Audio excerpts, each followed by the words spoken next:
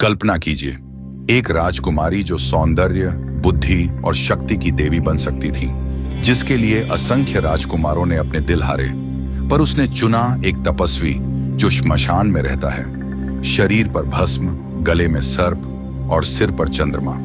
सवाल उठता है, आखिर क्यों? क्या यह सिर्फ प्रेम था या इसके पीछे छुपा था कोई गहरा आध्यात्मिक रहस्य?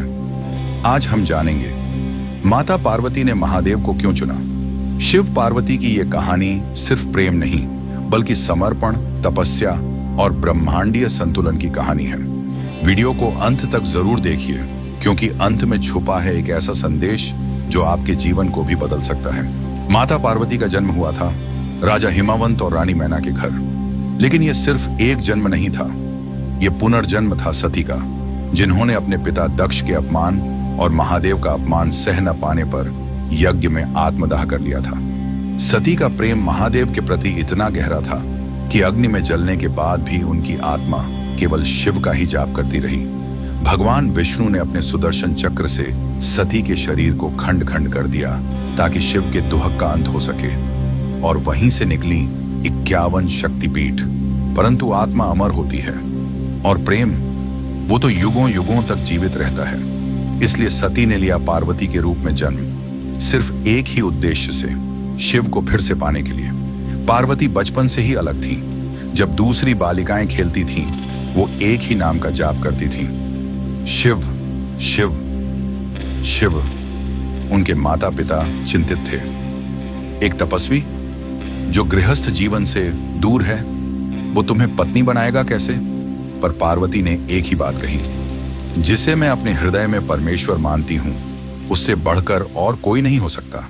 उन्होंने तय कर लिया, मैं शिव को ही अपना जीवन साथी बनाऊंगी, चाहे इसके लिए मुझे युगों तक तप क्यों ना करना पड़े।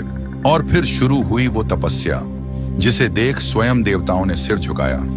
पर्वतों के बीच बर्फ से ढकी वादियों में बिना अन्न और जल के पार्वती ने वर्षों तक तप किया।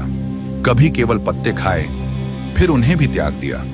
धीरे धीरे उनका शरीर कृश होता गया, पर उनका संकल्प अडिग रहा। नारद मुनि आए, बोले, पार्वती, शिव तो वैराग्य में हैं, वे किसी को पत्नी नहीं बना सकते। पार्वती ने मुस्कुराकर कहा, मैं प्रेम नहीं, समर्पण कर रही हूं। शिव को पाने का उद्देश्य सिर्फ विवाह नहीं, ब्रह्म से एकत्व है। उनकी तपस्या ने ब्रह्मांड को हिला दिया। देवताओं ने भी डर के मारे कामदेव को भेजा, ताकि शिव की तपस्या भंग हो और वो विवाह करें। परंतु जब कामदेव ने शिव पर प्रेम बाण चलाया, शिव ने अपनी तीसरी आंख खोल दी और कामदेव भस्म हो गए। लेकिन यही वो क्षण था जब शिव की ध्यान अवस्था टूटी और उन्होंने पार्वती को देखा। शिव ने पार्वती की भक्ति को परखने के लिए कई रूपों में उनकी परीक्षा ली। कभी वे साधु बनकर आए और शिव की निंदा की, वो श्मशान में रहने वाला, भूतों का स्वामी, क्या ऐसा व्यक्ति योग्य है? पर पार्वती ने कहा, वो रूप नहीं, स्वरूप है। वो शरीर नहीं, आत्मा है। वो शिव हैं जिनसे सृष्टि चलती है। शिव मुस्कुराए। अब कोई संशय नहीं था। फिर वो शुभ दिन आया जब कैलाश और पृथ्वी दोनों झूम उठे। देवता, गंधर्व, अप्सराएं सब एकत्र हुए। महादेव बारात लेकर आए, एक अनोखी बारात। भूत, पिशाच, गण सभी नाच रहे थे।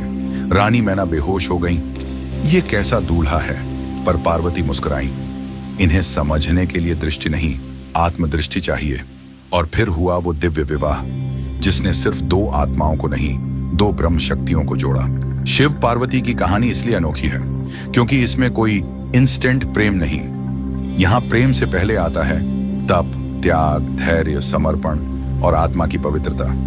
शिव ने पार्वती को सिर्फ इसलिए नहीं चुना क्योंकि वो सुंदर थी, बल्कि इसलिए क्योंकि वो जागरूक थी, स्थिर थी और समर्पण की मूर्ति थी। दोस्तों, इस दिव्य प्रेम कथा से हमें कुछ गहरे सबक मिलते हैं। पहला, सच्चा प्रेम कभी आसान नहीं होता, उसमें तपस्या होती है। दूसरा, बाहरी सुंदरता नहीं, आत्मा की शक्ति मायने रखती है। तीसरा, जिसे भी पाना चाहते हो, पहले अपने मन में उसे पूरी श्रद्धा से धारण करो। और चौथा, अगर तुम्हारा संकल्प सच्चा है तो ब्रह्मांड भी तुम्हारी राह बनाएगा। माता पार्वती ने महादेव को इसलिए चुना क्योंकि वो जानते थे, जहां शिव है वहां पूर्णता है, और जहां पूर्णता है वहां नारी शक्ति के बिना कुछ नहीं। इसलिए वो शिव की अर्धांगिनी बनी।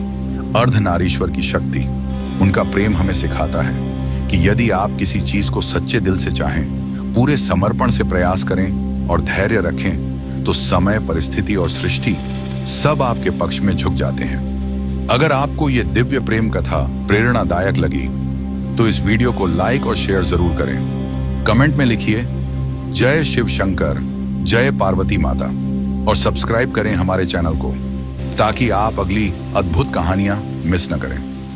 धन्यवाद।